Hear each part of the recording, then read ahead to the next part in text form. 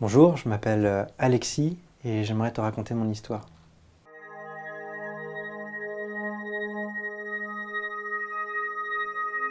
En fait, je suis né dans une famille athée, dans une famille même anticléricale. On n'aimait pas trop l'église. On parlait pas beaucoup de Dieu, c'était plutôt un sujet tabou et lorsqu'on en parlait à table, c'était surtout pour parler de la pédophilie des prêtres, parler du pape qui était contre les préservatifs, bref, pas des choses très gaies envers l'église. J'avoue que je suis né vraiment dans un environnement très athée, complètement dépourvu de toute éducation religieuse. J'ai pas fait de catéchisme. Et même tous les éléments qui pourraient rappeler la culture chrétienne avaient complètement disparu. Par exemple, Noël, pour moi, c'était pas du tout la naissance de Jésus.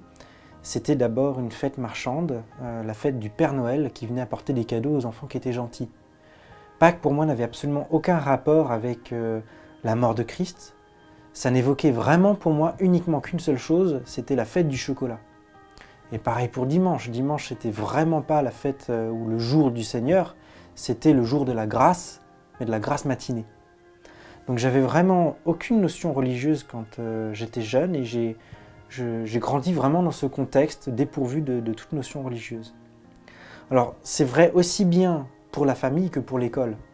Parce que ce que j'ai appris à l'école ne m'a vraiment pas encouragé à réfléchir et à m'interroger sur les religions.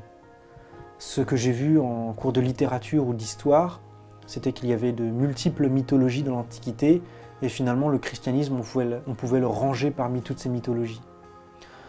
J'ai appris du christianisme qu'il avait provoqué des croisades, l'Inquisition, l'affaire Galilée. Bref, l'image que j'avais du christianisme, l'image que l'école m'a donnée du christianisme, c'était une religion d'intolérance, une religion obscurantiste, une religion crédule. Pour moi, il n'y avait vraiment aucune raison d'être chrétien.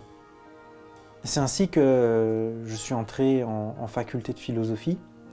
Je suis entré en faculté de philosophie parce que j'aimais argumenter, parce que j'aimais connaître la vérité. Pour moi, c'était important, cette notion-là. Et en arrivant en fac de philo, j'ai eu une surprise. Quelque chose qui est quasiment de l'ordre d'un miracle pour un athée. J'ai vu un chrétien qui réfléchissait. Chose complètement inconcevable dans ma tête. Pour moi, un chrétien, c'était forcément quelqu'un de crétin. Un chrétien ne pouvait pas penser. Pour moi, un chrétien, c'était quelqu'un qui s'opposait à la raison. Et en arrivant en fac de philo, c'est là que je rencontre quelqu'un qui, comme moi, veut étudier la philo et qui est chrétien. C'était quelque chose de très difficile à concevoir pour moi. Alors on a commencé à discuter et il m'a présenté la foi de manière tout à fait intelligible, de manière quasiment rationnelle. Et j'étais vraiment très surpris. Comment un chrétien peut-il penser? On a discuté longuement pendant un an. Pendant un an, j'ai espéré le sauver, lui apporter le salut de la bonne nouvelle que Dieu n'existe pas, lui apporter le salut qu'il n'ait plus peur de la mort, peur de je ne sais quoi, puisque la religion était fondée pour moi sur la peur. Et j'ai espéré le convertir puisqu'il était intelligent. Je me suis dit, si quelqu'un est intelligent, normalement, il devrait arriver assez naturellement à l'athéisme. Au bout d'un an de discussion, eh bien, je dois avouer que j'ai pas vraiment réussi à le convertir. Je l'ai suivi dans les églises, j'allais pour défendre l'athéisme dans les églises elles-mêmes. Mais au bout d'un an, j'ai réalisé que les arguments, ça suffisait pas, il fallait aller plus loin. Et au bout d'un moment, je me suis dit, je vais prendre la Bible, puisque les chrétiens se fondaient sur la Bible, je vais prendre la Bible, je vais la lire en entier, et je vais détecter toutes les fautes, lire toutes les fautes, toutes les contradictions, toutes les difficultés qui sont dans la Bible. J'ai commencé avec le livre de la Genèse, eh bien je les ai trouvés très anxieux. J'ai réalisé qu'en fait les chrétiens étaient peut-être un peu faibles sur ce point et que j'avais peut-être trouvé le moyen de les titiller.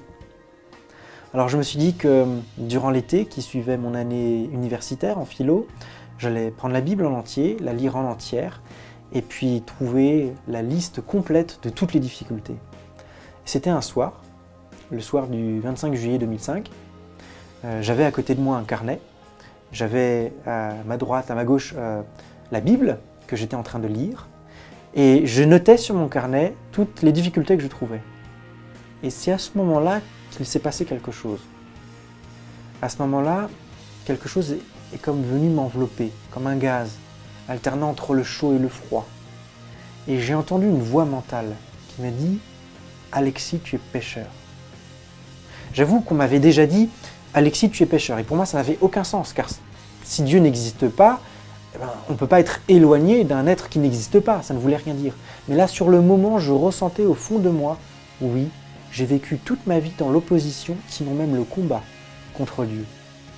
La voix a dit, Alexis, tu es pécheur, mais je te pardonne dès aujourd'hui car je t'adopte comme mon fils. Et là, je savais que j'avais un créateur dont j'avais été orphelin depuis ma naissance et qu'il m'adoptait. C'était un moment de joie intense, un moment qui m'a fait basculer d'un coup de l'athéisme au christianisme. D'un coup, je me rendais compte que les chrétiens dont je me moquais avaient probablement raison.